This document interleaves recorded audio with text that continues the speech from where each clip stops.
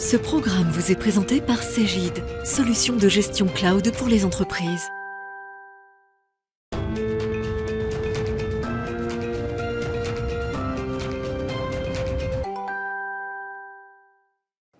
Salut à tous, bienvenue, on est de retour, c'est Rebond. L'émission qui vous donne les clés de rebond ou de croissance, on va dire ça comme ça, dans le nouveau monde, dans le monde de la technologie. Épisode Retail aujourd'hui, en partenariat avec Cegid. C'est parti.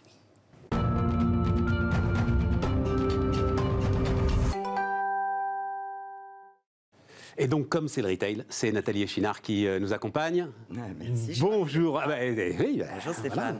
Bonjour Nathalie. Et donc, vous avez invité Laura Marquand, donc directrice générale de Zappa et Tara Jarmon. Je ne vais pas faire le malin parce que c'est des marques que je ne connais pas. On est dans le retail de l'habillement. Quel positionnement vous nous racontez, On est Laura ? dans ce qu'on appelle le luxe accessible, donc sur la même veine que nos petits concurrents qu'on connaît, Sandro Hommage, Claudie Pierlot, Bache, Vanessa Bruno, etc. Le sujet là, aujourd'hui, Nathalie, servir ses employés pour servir ses clients.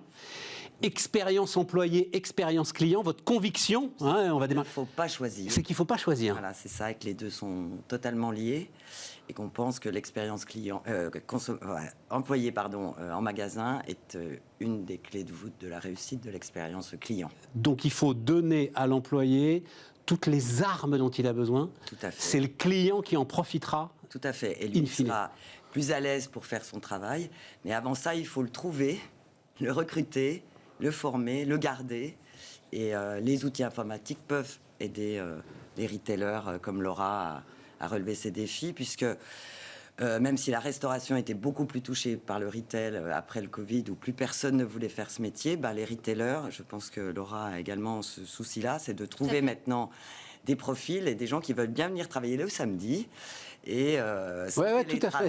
Et donc, il y a beaucoup d'enjeux autour de ça et ça a un impact sur l'expérience client que la marque veut donner.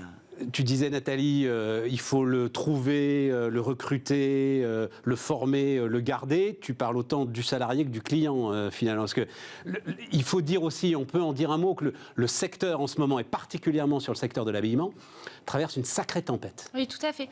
En ce moment, on est dans une période très chargée. On a beaucoup de challenges à relever. On a une baisse de trafic qu'on voit tous en magasin du fait des changements d'habitudes de consommation de nos consommateurs qui vont plutôt vers le digital et qui délaissent quelque peu le retail. Et également du fait d'un problème de pouvoir d'achat qui, en plus, impacte très fortement le secteur. Laura, c'est le pouvoir d'achat ou ce sont des marques qui n'ont pas su se renouveler ? Ou ce sont des marques qui, comme le dit Nathalie, n'ont pas su suffisamment dynamiser ce qui est leur canal de vente principal, c'est-à-dire le gars qui vous accueille en magasin et qui n'a plus aujourd'hui cette énergie pour nous faire sortir la carte bleue? Alors, c'est une très bonne question. Je pense qu'il y a un peu des deux. C'est-à-dire que c'est un secteur qui a été en pleine croissance, on va dire, il y a 10 à 5 ans. Ouais. Donc, on s'est peut-être un petit peu endormi sous nos lauriers. Il y a le virage digital qui a été très, très, très fort et qui a été accentué en 2019 aussi par la crise du Covid qui a laissé les gens chez eux, qui ont commencé à consommer sur du digital, même des audiences qui n'avaient pas pour habitude d'aller sur le digital, qui ont trouvé un confort, qui ont trouvé une expérience client aussi peut-être parfois plus adaptée.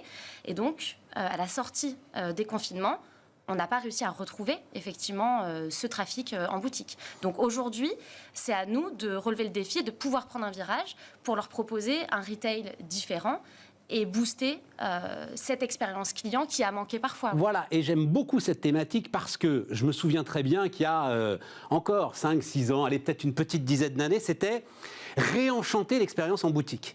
Et donc, il y avait des gars qui venaient nous expliquer qu'en fait, vos boutiques devenaient des parcs à thème d'une certaine manière. C'est bien joli, mais enfin, ça mange les marges, tout ça. Et puis, on ne peut pas non plus répliquer ce modèle dans 10, 20, 30, 40 boutiques. Donc là, remettre quand même le vendeur, Vive les vendeurs, je vais le répéter encore une fois. Remettre le vendeur au cœur du truc, ça c'est important. C'est exactement ça. C'est les marques comme le groupe que représente Laura ont un asset, ils ont un maillage du territoire français qui est important et qui permet effectivement de gérer cette omnicanalité, parce qu'il faut avoir des magasins un peu partout. Mais l'asset, c'est le retail physique. Et même si le trafic a baissé, les clients reviennent en magasin.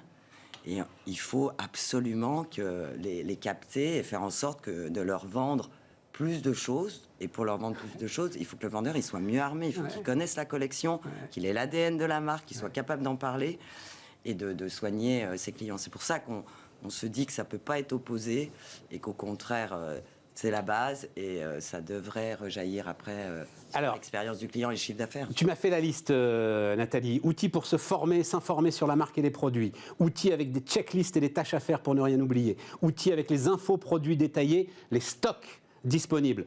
Outils pour encaisser sans aider à la caisse. Ah, celui-là. Ah, celui-là. Et outils pour générer plus de ventes. Par quoi est-ce qu'on commence? Donc, former, s'informer sur la marque et le produit. On démarre avec ça? Je dirais même qu'en amont de tout ça, en réalité, il y a la partie RH. C'est-à-dire que tout l'arsenal qu'on va développer pour nos clients, pour l'expérience du client, donc souvent, le schéma, c'est attirer, fidéliser. Il faut aussi qu'on duplique pour nos collaborateurs. C'est-à-dire quand on veut attirer un client, on va se rendre désirable, on travaille notre image, on lui présente les collections, nos fiches produits, elles sont léchées, on va lui communiquer des newsletters personnalisés. Notre collaborateur aussi. Il faut absolument qu'on puisse l'attirer de cette manière-là. Et finalement, les meilleurs ambassadeurs de la vie d'une entreprise, c'est pas ces sites de notation des entreprises, c'est les collaborateurs qu'on a aujourd'hui. Donc déjà, pour moi, c'est ça le point d'ancrage dans la manière dont on va recruter. Et ensuite, sur la partie fidéliser, c'est un vrai sujet en ce moment. C'est-à-dire que pour fidéliser un client, on va le surprendre, on va le chouchouter, on va lui souhaiter son anniversaire, on va lui proposer des produits personnalisés à ses besoins, à sa morphologie. Le collaborateur, c'est pareil. Il faut absolument qu'on duplique la même stratégie. Donc, il faut qu'on l'accompagne sur du parcours de carrière, sur de l'évolution, de la promotion, de l'augmentation, de la mobilité. Tout à fait. Que dans ses tâches quotidiennes, on puisse lui mettre de la gestion de projet, que ce ne soit pas que de l'opérationnel. Donc, il y a tout ça aussi à prendre en compte pour avoir un collaborateur qui est heureux. Et j'en suis persuadée aussi que l'entente ou la mésentente d'une entreprise avec ses collaborateurs, elle se diffuse. Et le client final qui arrive dans une boutique, il le sent. Tout ça est super important, mais ce n'est pas le sujet de Nathalie. Parce que ça, c'est des purs sujets RH, Nathalie. Si, bien sûr. C'est des purs sujets RH. Chez Cégide, on fait plusieurs choses. Je sais.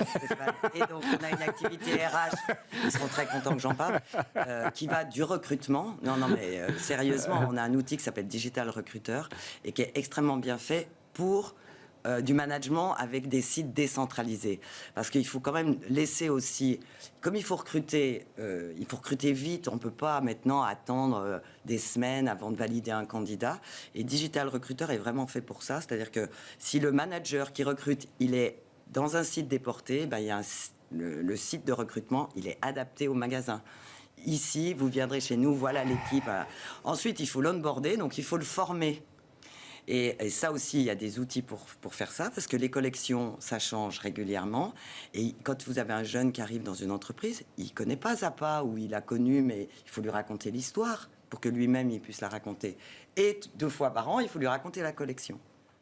Voilà, donc ça, on a des outils pour ça. Et après, effectivement, on a des outils pour que le stock soit juste, que l'encaissement soit frictionless, et faire en sorte aussi qu'il y a une autre chose qui est très importante, c'est que c'est de plus en plus compliqué pour les vendeurs parce qu'ils font un métier qui a complètement changé. Bien sûr qu'ils sont là pour vendre, mais ils font aussi un peu de logistique. On en avait déjà parlé dans le cadre de l'omnicanalité.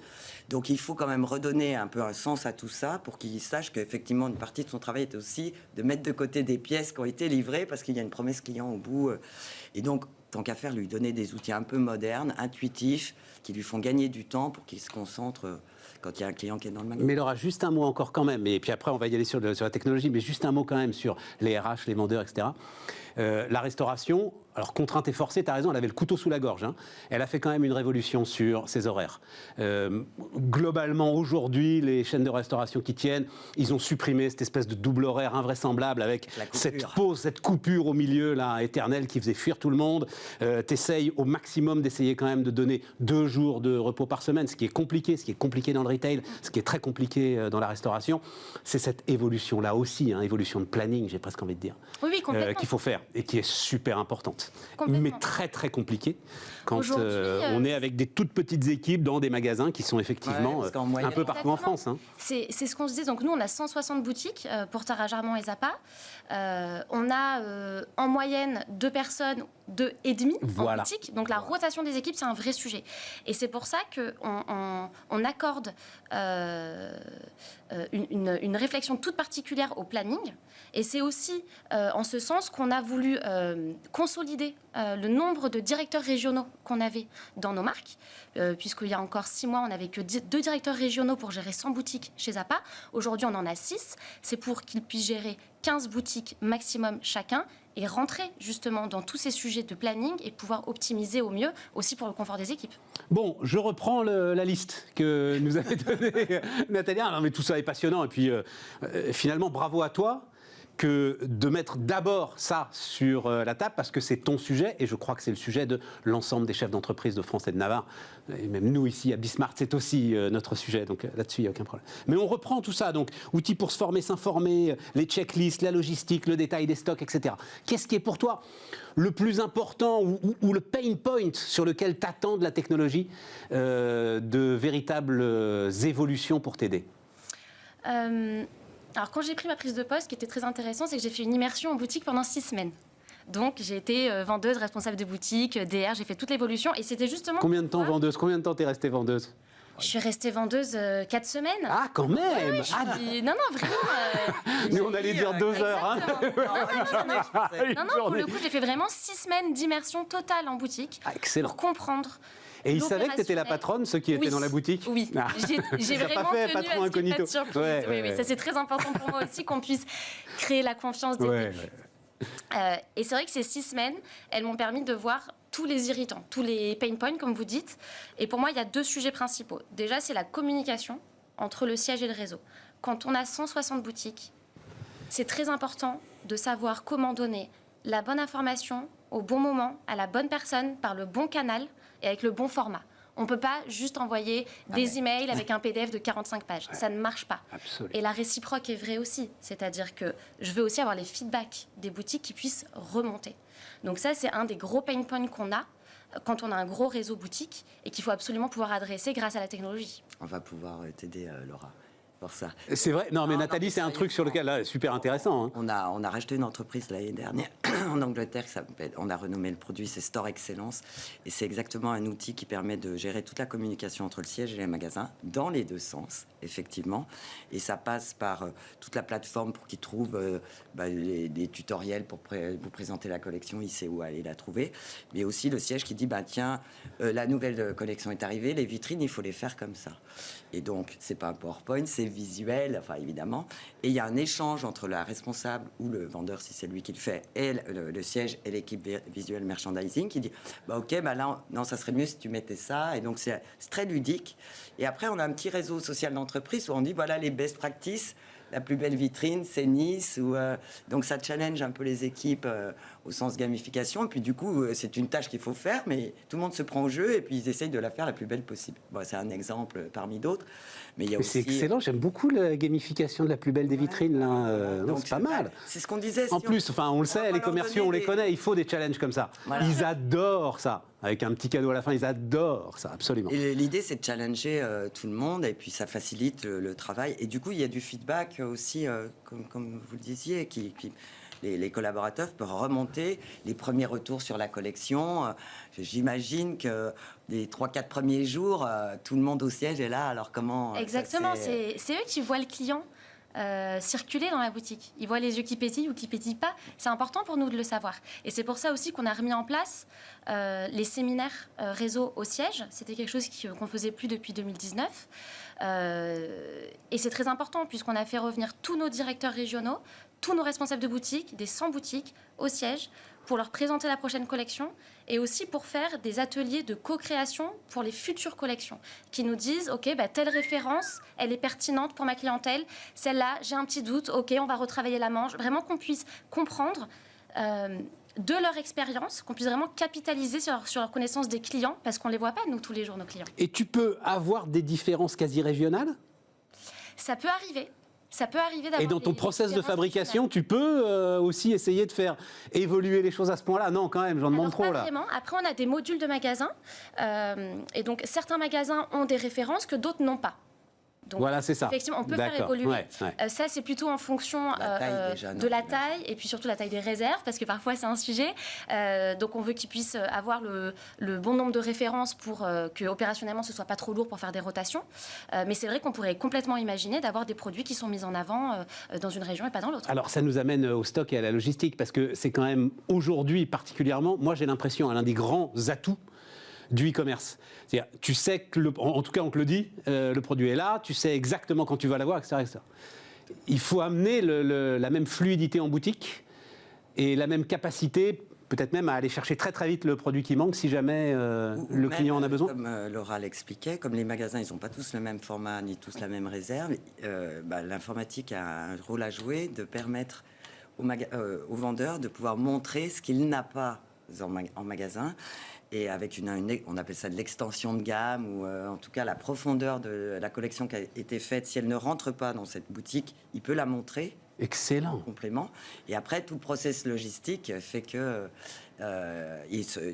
soit on peut l'envoyer au client, soit on peut lui donner une adresse où aller le chercher. Le mieux, c'est de le faire revenir. Ah oui. Le mieux, c'est de le faire. C'est-à-dire qu'aujourd'hui, nos collaborateurs en magasin, ils ont plusieurs casquettes. Effectivement, c'est des ambassadeurs de marque. Il faut qu'ils conseillent au mieux les clients. Donc, il faut qu'ils aient un œil mode, qu'ils comprennent la morphologie. Mais c'est aussi des stocks déportés.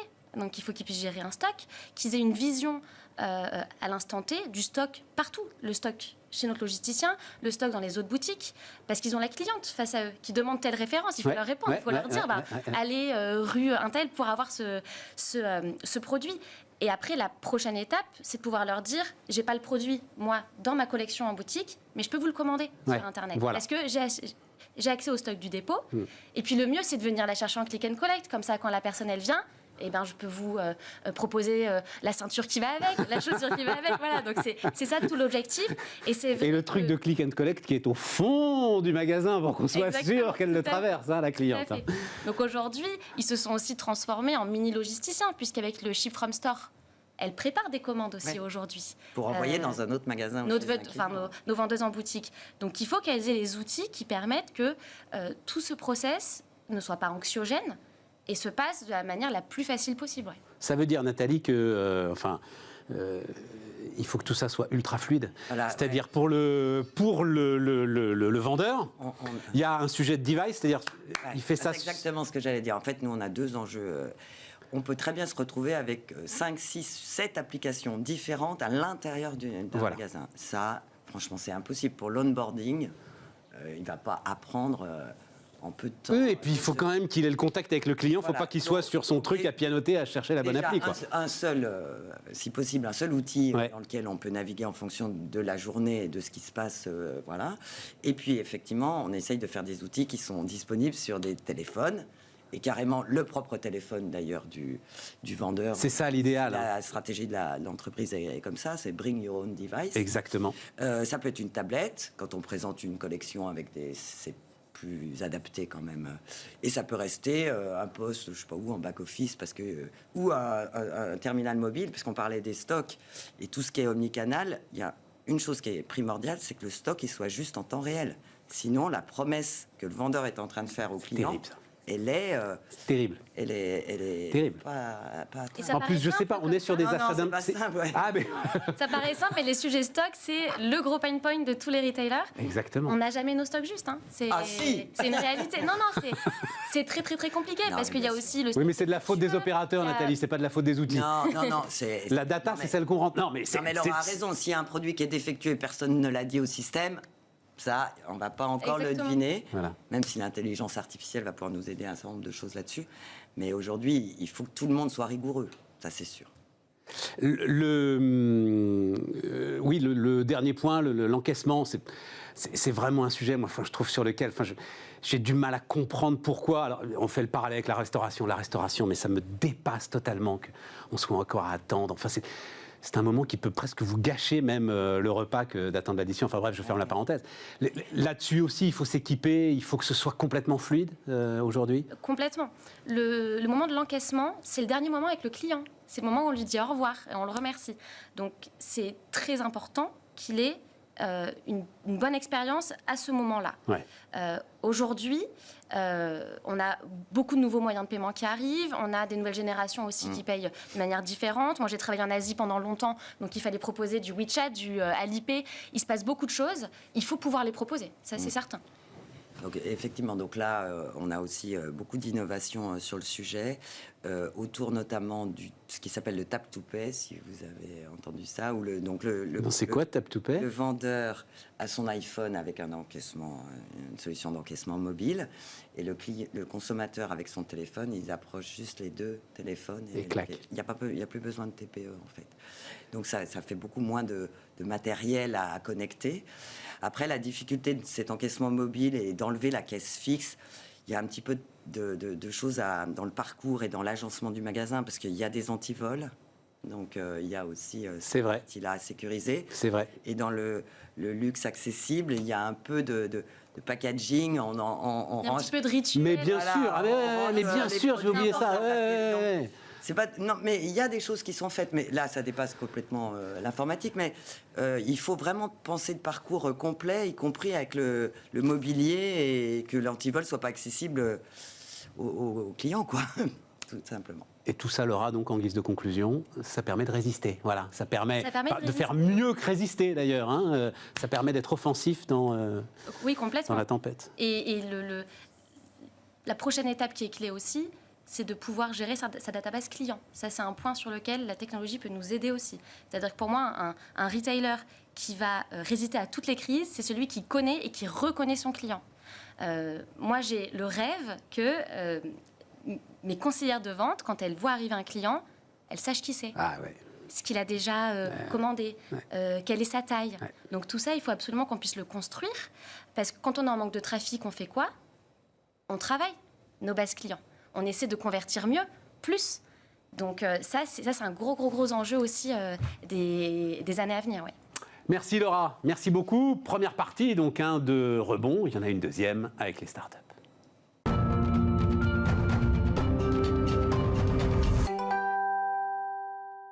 Donc, deuxième partie, Grégory Hamzel est avec nous. Salut Grégory. Bonjour. Nathalie, tu nous dis pourquoi tu as voulu inviter celui qui est cofondateur d'Humanitix. C'est ça, Humanitix.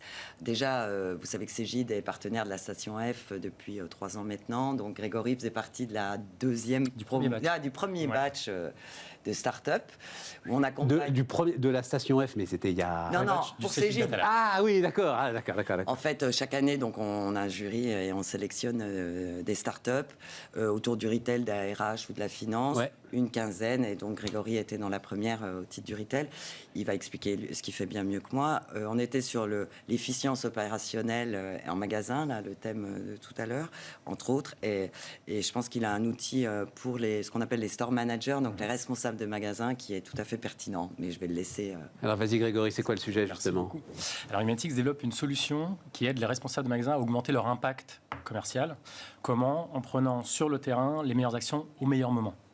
Alors je m'explique, la performance d'une boutique, on a parlé de plein d'éléments qui contribuent à cette performance-là, elle dépend aussi intimement de la capacité du store manager à examiner ses ventes, identifier des opportunités et monter ensuite un plan d'action pour aller les saisir dans la semaine qui vient. Mais ça, c'est quelque chose qui est assez difficile. On a parlé de baisse de trafic, donc il y a beaucoup de pression sur les store managers. On a parlé de difficultés opérationnelles, d'équipes parfois un petit peu tendues en termes de ressources. Ouais. Puis il y a autre chose qu'on n'a pas mentionné, c'est un store manager. On lui demande déjà d'être un manager, un commerçant. C'est pas toujours, à tous les coups, un analyste chevronné. Ouais. Donc c'est à ce problème-là qu'on répond avec Humanitix en faisant ce travail à la place du store manager. On va lui livrer, lui souffler à l'oreille les opportunités de la semaine et le minimum, le strict nécessaire d'informations pour qu'il puisse construire son plan d'action. Comment tu fais ça ? Sur quelle base de données tu t'appuies pour faire ça ? Excellente question. Donc c'est de l'intelligence artificielle et les données qu'on prend en entrée, ce sont les données de caisse. Donc On s'adresse en particulier à des retailers du luxe accessible comme Tara Jarmon et Zappa. Et dans ce secteur-là, beaucoup de ces marques sont utilisatrices de Y2, notamment de Cegid. Donc on prend les données de caisse, le transactionnel et le stock en particulier. Oui, mais Grégoire, on commence à apprendre l'intelligence artificielle maintenant que ça marche, quoi, voilà, parce que il faut beaucoup de données pour mouliner quelque chose. On est sur des boutiques là, on en parlait avec Laura il y a quelques instants. On est sur des boutiques où c'est pas le trafic des Champs-Élysées tous les jours. Donc comment est-ce que tu arrives à générer de l'information pertinente avec, j'en sais rien moi, 20-25 ventes par jour par exemple? Ouais. Il y a une croyance parfois erronée sur la volumétrie de données nécessaires pour faire ça, oui, qui vient du réseau de neurones. Donc dans le machine learning, dans l'intelligence artificielle, il n'y a pas que le deep learning. Deep learning, lui, a effectivement besoin de beaucoup de volume pour entraîner un réseau. C'est ça, ouais. Mais il n'y a pas que ça dans l'intelligence artificielle. Donc nous, on est en particulier sur des techniques de big data où les ventes d'une boutique vont venir compléter l'information manquante de l'autre boutique.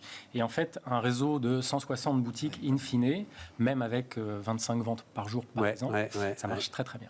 Et tu peux définir des spécificités, j'imagine, entre ces 160 boutiques. Elles n'ont pas tous un comportement des clients unique. Absolument. Et donc, sans doute, on peut trouver des points de bascule. Quand est-ce que tu lui donnes cette information? Parce que ça me fait furieusement penser à ce qui existe dans les call centers, où les gars, aujourd'hui, tiens, une start-up, enfin, c'est plus une start-up, c'est une grosse boîte d'ailleurs, que j'ai découvert récemment, qui s'appelle Affinity, où le gars a quasiment en direct, pendant qu'il est en train de parler à celui qu'il a au téléphone, ce qu'il doit dire, ce qu'il doit faire. Enfin, ce qu'on lui conseille de dire ou de faire.